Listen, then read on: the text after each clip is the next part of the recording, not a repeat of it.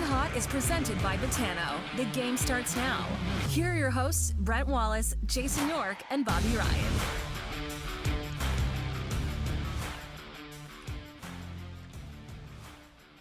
Hey everybody, welcome to the show. I'm Brent Wallace, Jason York, and Bobby Ryan joining me. It is presented as always by Betano. Go to betano.ca.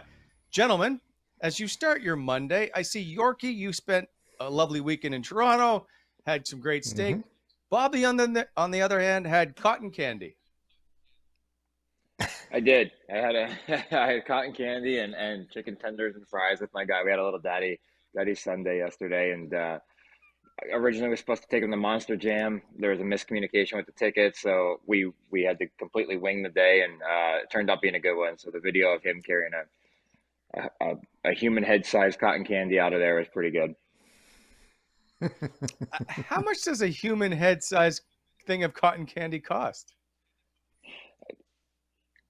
Like $18, like US dollars, so 25, 30 up there. I had no clue what I was getting into, but he's like, I really want the Spider-Man cotton candy, and they do it right in front of you. It's kind of like going to marble slab or whatever it is, where they cook everything right in front of you, and it was a cool experience. But when they were like $18, pardon.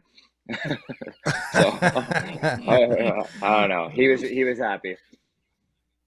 Let me guess, he didn't nap. No. There was no nap. No, actually, it's incredible when you see that 15-minute switch, isn't it? Like, that's right. I dropped him off with the other. I was like, I'm out of here. Have a good day. Yeah, parent. Hey, Bobby, parent tip for you here too. When you go out, never get your kids red Gatorade. Hey, Wally, you hear this one? Yeah. Red Gatorade makes your kids go nuts. There's something with the red dye, and they just spaz out. Really? And you combine that with the cotton candy, and they'll, they're not going to sleep for days. Excuse me. Stay with Coming in Hot for more parenting tips.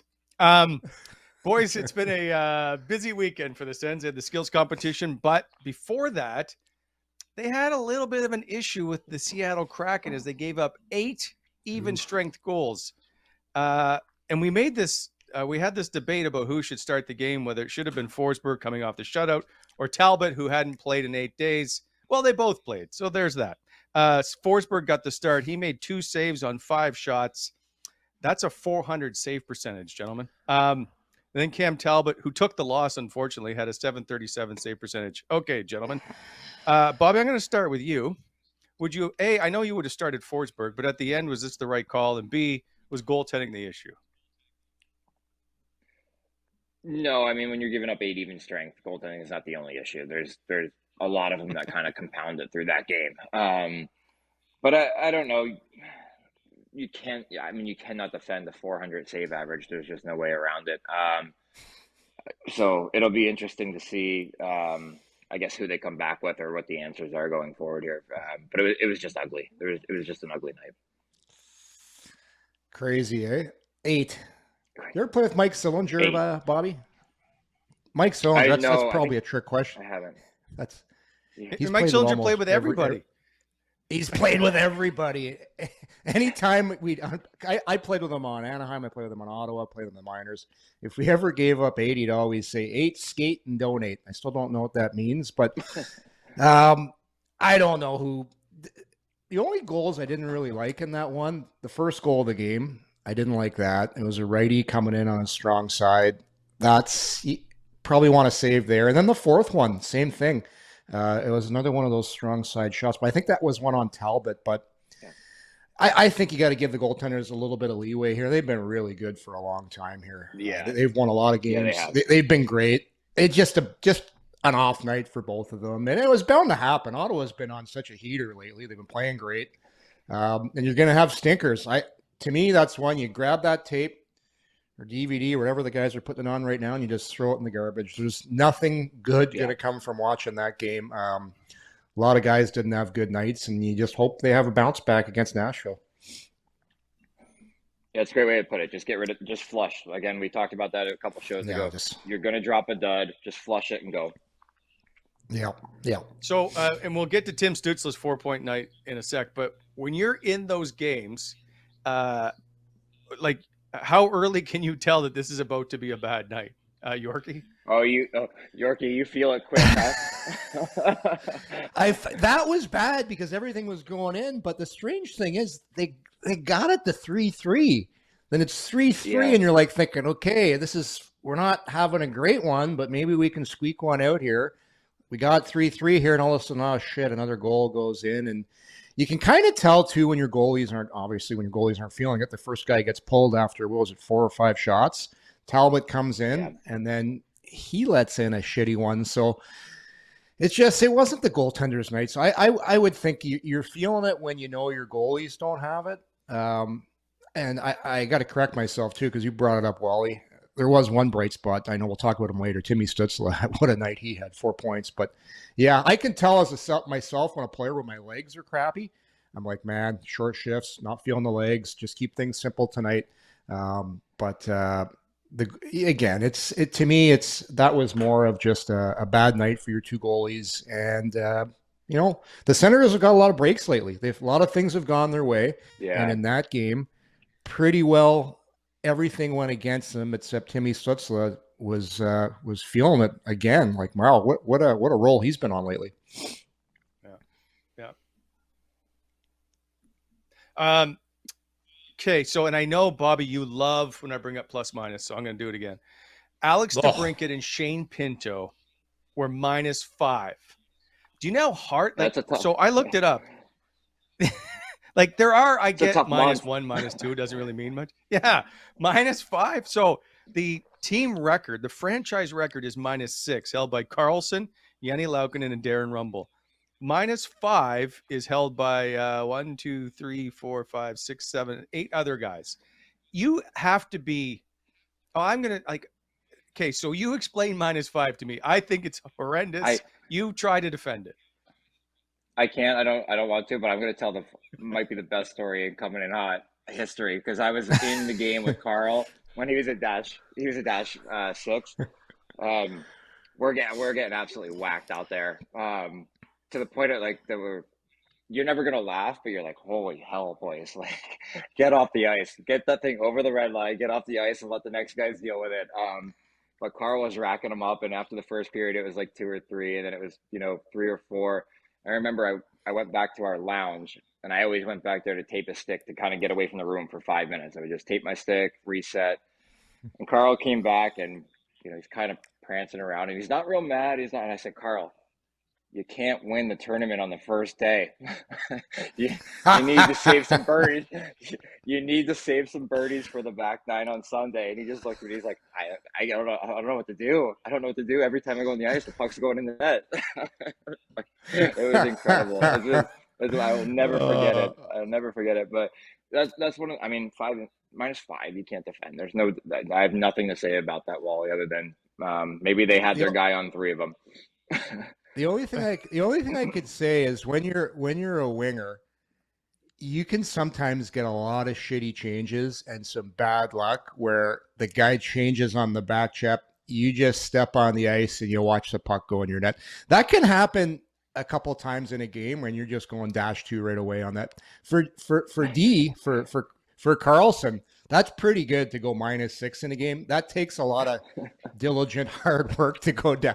My record, I think I was -4, but that almost goes to your question earlier, Wally. When you go and just nothing's going right, and all of a sudden you're -4, -5, and it's almost unexplainable. It's one of the great mysteries of the hockey world, but. It is a really bad stat, especially, and I will defend wingers, especially for wingers, because many times wingers have nothing to do and they're just innocent. They're like innocent bystanders at a crash site. They're watching. Shit. It's a bad feeling. It's a bad feeling because you're getting a minus because you're on the ice. Yep. This is perfect. So this is a couple of things. One, Yorkie, -4 is not your worst. It also shows you didn't read the notes, because I put in the board. You were a -5. I thought so. I thought I said -5. November. No, you said no 4. November 2nd, 1996. You faced the Pittsburgh Penguins. So I was going to see if you remembered this game or not. Jaromir Jagr went 3 goals, 4 points. Ron Francis, 1 goal, 4 points. Peter Nedved, 2 goals, 3 points. A 7-3 Pittsburgh win. Do you remember being -5 against Ron Francis, Jaromir Jagr and company? Was that with the Duckies? You said 96, right? November 96? No. Yeah, it's Ottawa, Pittsburgh. Oh boy, I think I remember that. I think that's when Jacques Martin came in between periods and hoofed me in the shin pads and told me to wake up. Basically, just came in front of the teams. Are you gonna effing wake up? And then right in the shin pads, just drop kicks me in front of the team. Man, wow. I remember watching the tape of the guy on Carolina when he said he got shook by the coach. I got his shoulder shook really hard, and that was bullying. And I'm like, really? You thought you were bullied because the coach grabbed your shoulder a little hard and he shook it. Well, how about getting kicked right in the shin pad in front of the team and told you're awful? Yeah. Anyway, I deserved it. Yeah, a lot of what happened to you in your day would not fly these days, eh? No. Oh my God. Toughen up. Yeah, nothing. You're no kidding. No, Yorkie, we can't condone this. Okay. So moving on. By the way, Redden and Pitlick +1 somehow in that game. Where are they +1? It's just interesting. Luck. Yeah. Alex Degg was -4. You know what, though? I'm just curious if you last thing I'll say on ± is defensemen you can manipulate that stat. Because when the D changes after you make the breakout pass, unselfish D will change right away. Get off the ice, set your next guys up for success.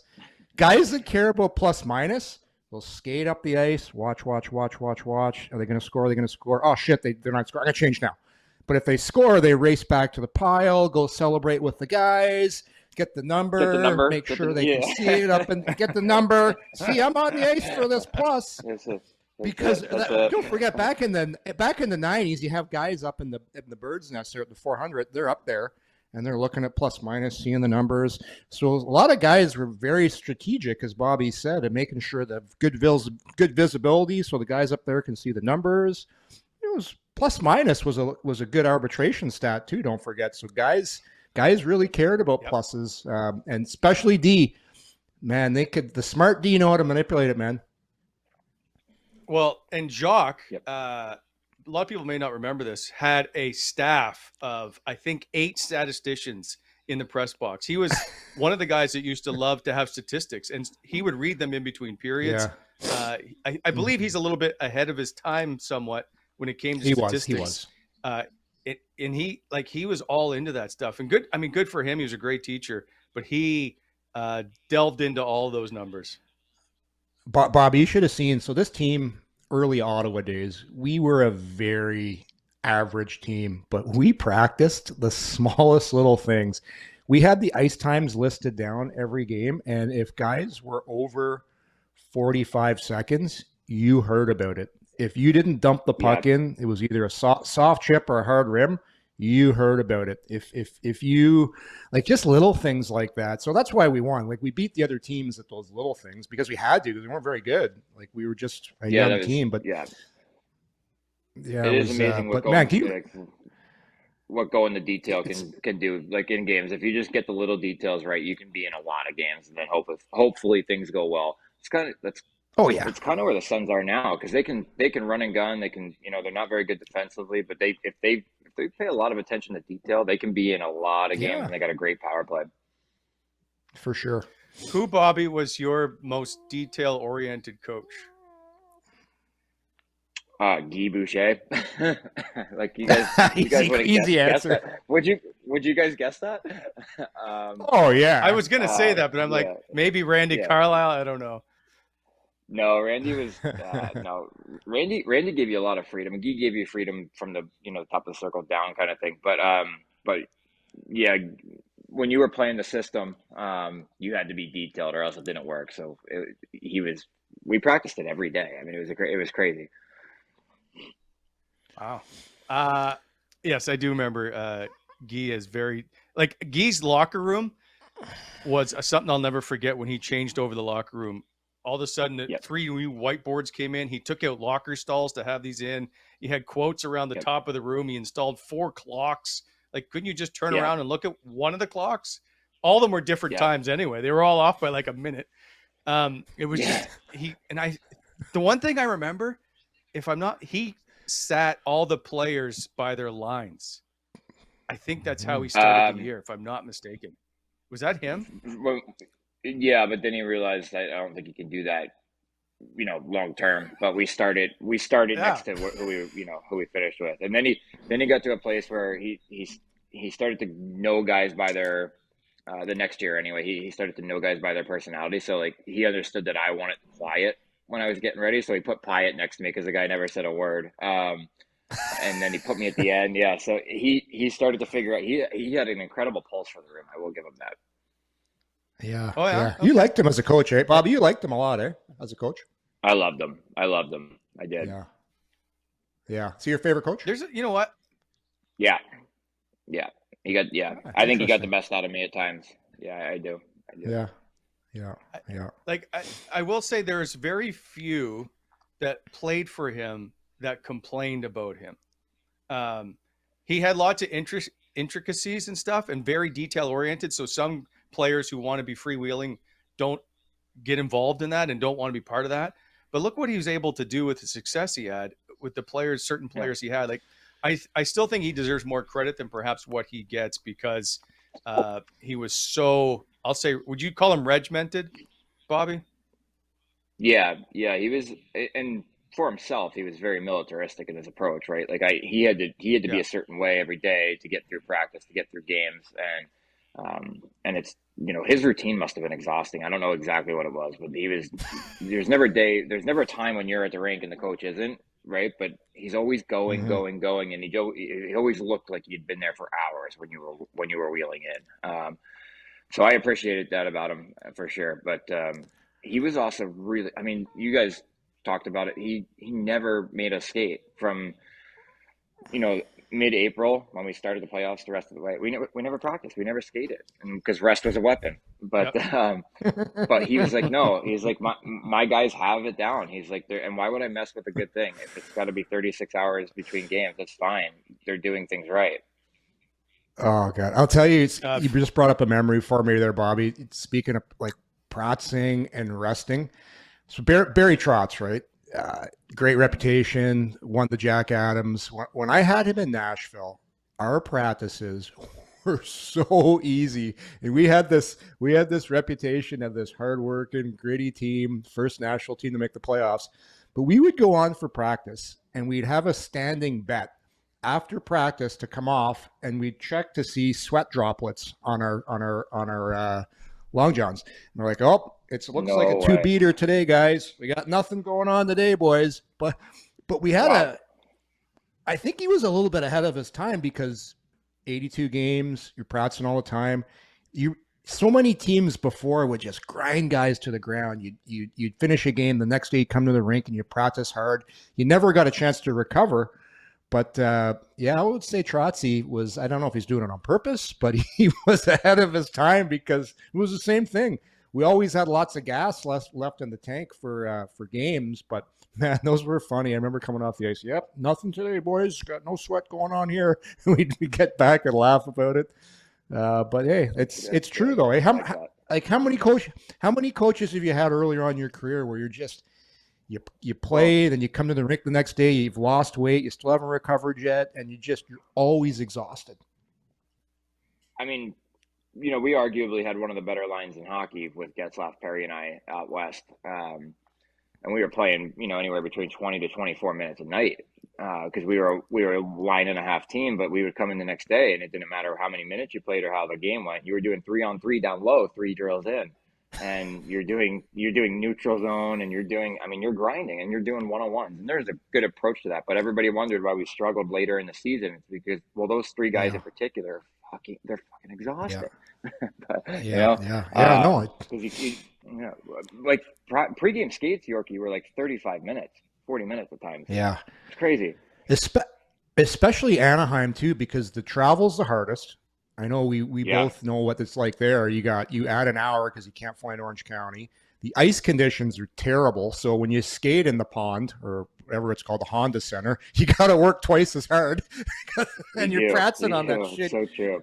It is, eh? Like, is it not the worst? I don't know if it's any better now, but when I was there, that ice was so bad. Like, especially for skill guys, it was always bouncing, just terrible. Yeah, it's the worst. It's the worst in the league. So Yorkie, you didn't mind it. Oh, not when you're last guy trying to keep a puck in and it's friggin' bouncing at you and you're like forward bearing down on you. No, it's, you know what? I heard a rumor that when they built it, they didn't put in the proper ice compressor. They didn't, and compression machine. They didn't put it off. They finally fixed it, but there's just something with that arena that makes it was too late, right? Yeah, it's never going to be good. No.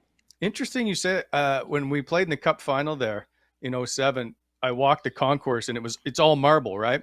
And they said there was so much money left over in the budget, they were able to marble the whole first concourse level. So maybe they should have put it in the compressor. Yeah, right, instead of the marble floors. Maybe that's why all right, I'm way behind. So first and foremost, this show is always brought to you by Betano. Go to betano.ca or download the app. Get a 100% welcome bonus up to $500. They are fully licensed in Ontario and are starting to become the industry standard. Their odds are fantastic. We will get to Yorkie's lock of the day a bit later in the show. Of course, he's 4-0. So we'll see if that continues. Bobby's sitting at 3-1. So he's way behind. Also, there's a big one coming up. This show loosely being held together today because we're 26 minutes in and I don't even think we've even started half of it. Renfrew Pro, go to renfrewpro.com. Yeah, it became story time. Renfrew Pro is the industry standard when it comes to pro hockey tape. They are the inventors of shin pad tape, as it is Polyflex. Pick them up at all major retailers. That includes Canadian Tire, Pro Hockey Life, Sport Check, and Source for Sports. Renfrew Pro. Go to renfrewpro.com or also follow them on Instagram at Renfrew Pro. They give away lots of stuff all the time, so follow them for sure. Okay, as we said, Tim Stützle, which seemed like a lifetime ago now, had a 4-point game. The guy's on fire. 7-game point streak. I think it's 12 points now that he has collected. He's got now 28 multi-point games in his career. He just passed one Jason York for 36th all-time on the Sens scoring list. 120. Yeah, tough day for Yorkie. 126 points for Tim Stützle, and he becomes the youngest ever Ottawa Senator to reach the 50-goal mark. Of course, he did 50, 51, and 52. Only guy under 21 years of age, so he's still got time to add to that before his birthday, which is in like 5 days, I think it is. I know we've talked about Tim Stützle in the past, but I guess, Bobby, as a scoring star, what do you see with Tim's game? And does he, would you say he's the best player on the Ottawa Senators right now?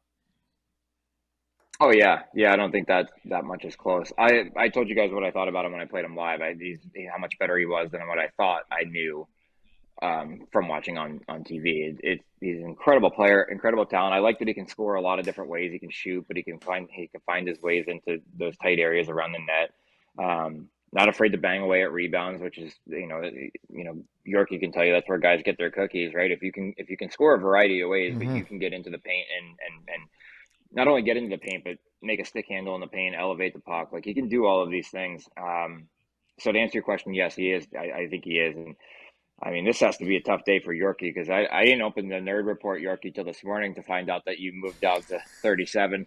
But I'm sorry, buddy. I'm sorry. Tough day. Listen, he just friggin' crapped on me on the way by, and he's not stopping for a long time. We've been talking about Stützle from day one. I'm not surprised. I know Bobby's not surprised. I was trying to think, though, of a player right now in the league who he kind of reminds me, and I'm going to pick a guy. He's a different shot, but you watch Matthew Barzal play in Long Island, just the way how easily Barzal gets the puck, and I call him like an auto zone entry. And people have no idea because when you watch Stützle play, you're like, oh, you just take it. He's got the puck, he's skating. All of a sudden, he's in the zone, and all of a sudden, he's got a scoring chance. That is so hard to do at that level. I think anybody that ever has an opportunity to go sit down ice level instead of being up higher would be absolutely shocked at how fast things happen on the ice.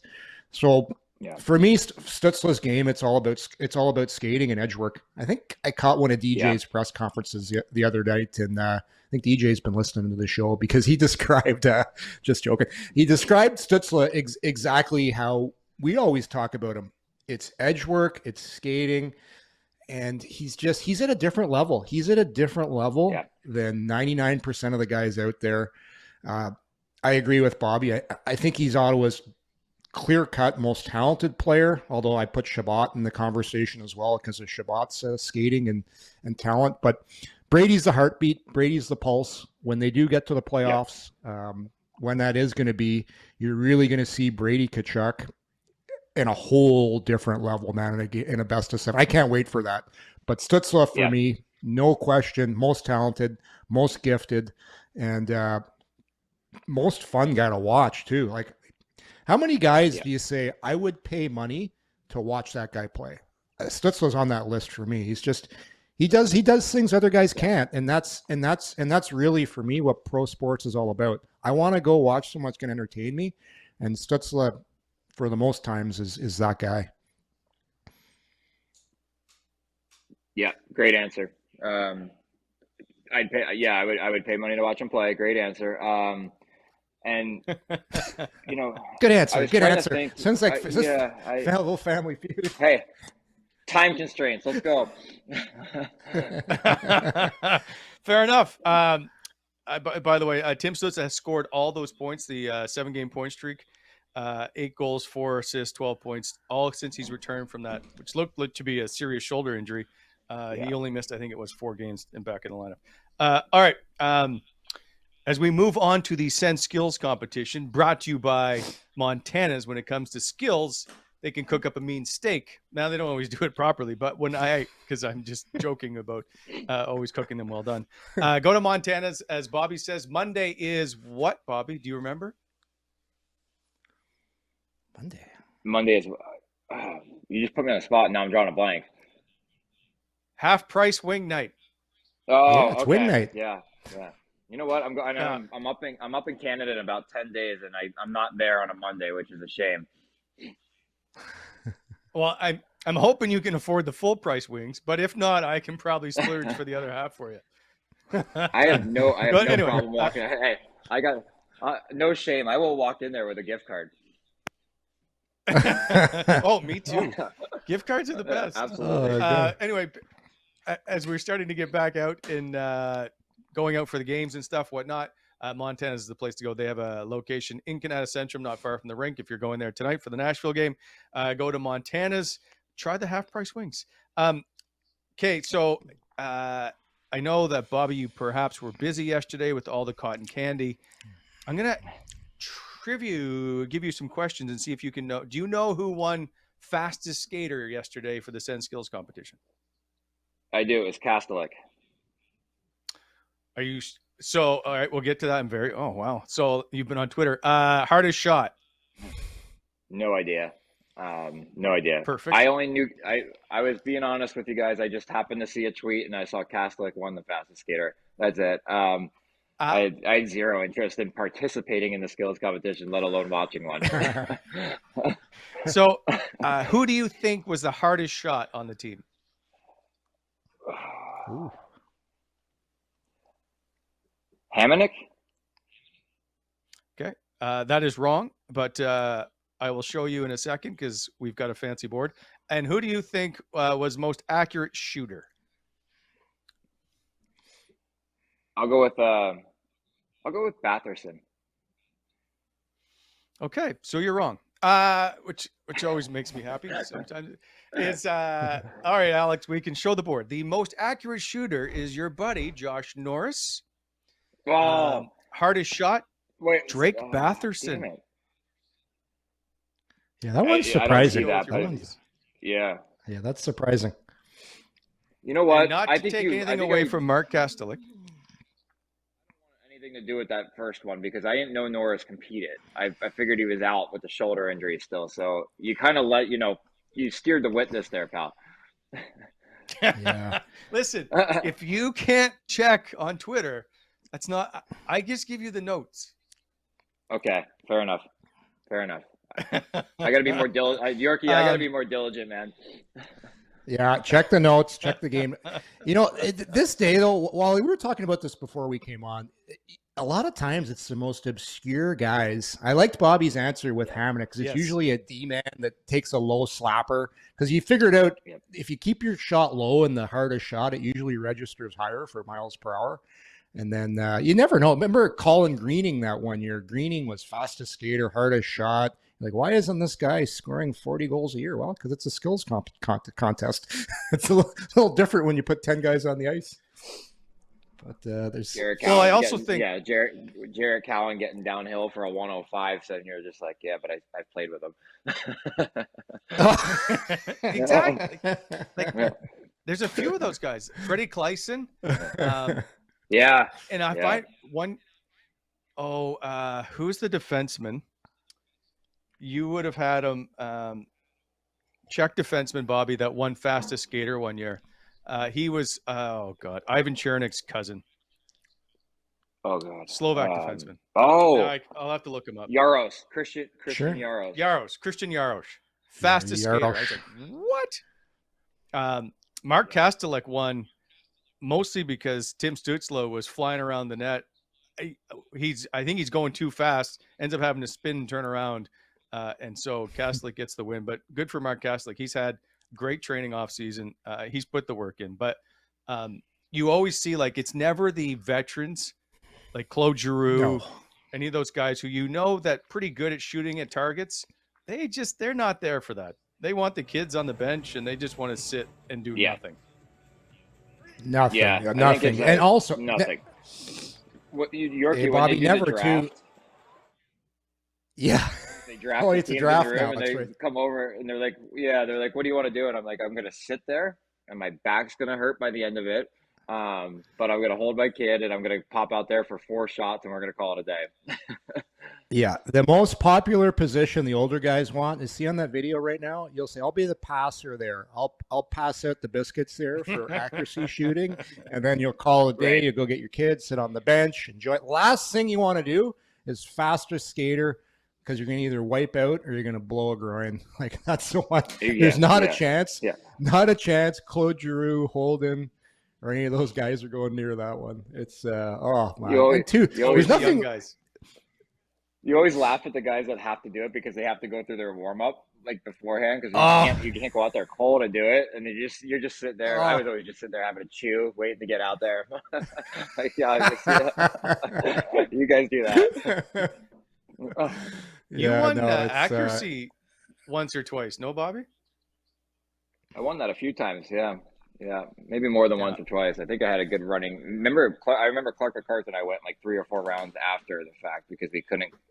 They put one target up and we both went 1 for 1, 1 for 1, 1 for 1. Yeah, we had fun. He beat you. He did. Yeah, he beat me on that one. Anyway, how do you know that? By the way, how do you know? Do you got a log? How do I know that? Of all the I used to keep the notes. And so. Oh my God. The nerd report. That printer must be hurting. Yeah. I've just gone through my 3rd one this year. That year, Freddie Kleisen registered 106.9, and Mike Hoffman was the fastest skater. In that particular year. That one doesn't shock me. Anyway, moving on. Yeah, which I don't believe they're dialed in, right? Because Jared Cowan, if I'm not mistaken, Bobby, you brought him up. I think he hit 113 one year. It was just a stupid number. And we're like, I remember that too, but no thanks. Talking about skills contests is like talking about skills contests is like talking about someone's fantasy football team or the time you got beat in poker. It's just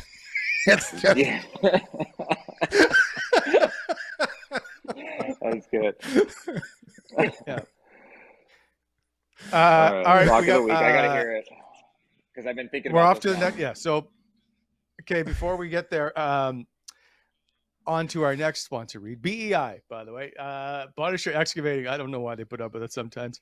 Go to BEI or BonisherExcavating.com. They are heavy civil engineers, also all your aggregate needs in the Ottawa Valley.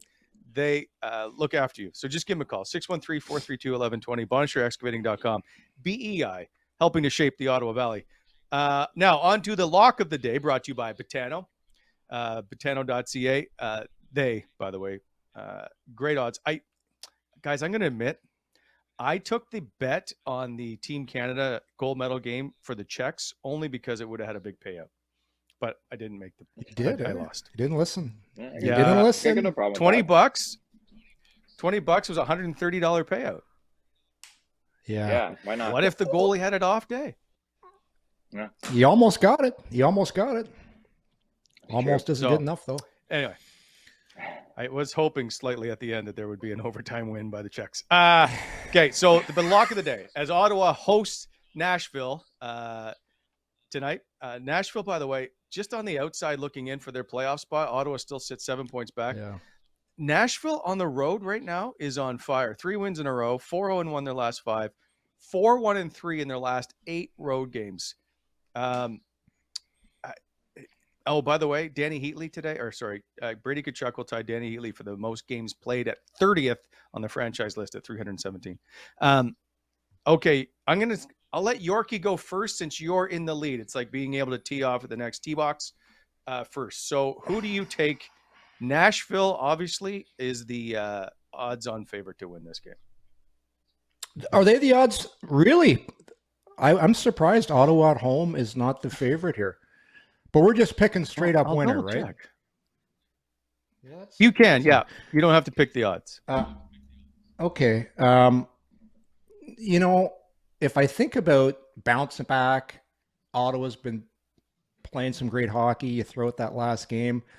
But I'm going to go with my gut here, as they say in that commercial right now. I'm going to go with my gut. I'm going to take Nashville, guys. I just think we talked about this details. Nashville's a very detail-oriented team. They never beat themselves. They've been good on the road. I think Ottawa, it's going to be close. Ottawa's the favorite. Ottawa's the favorite. I apologize. Yeah, that's what I thought. But, I'm going to take Nashville on this one. I just think their goaltending's been great. They've been good on the road.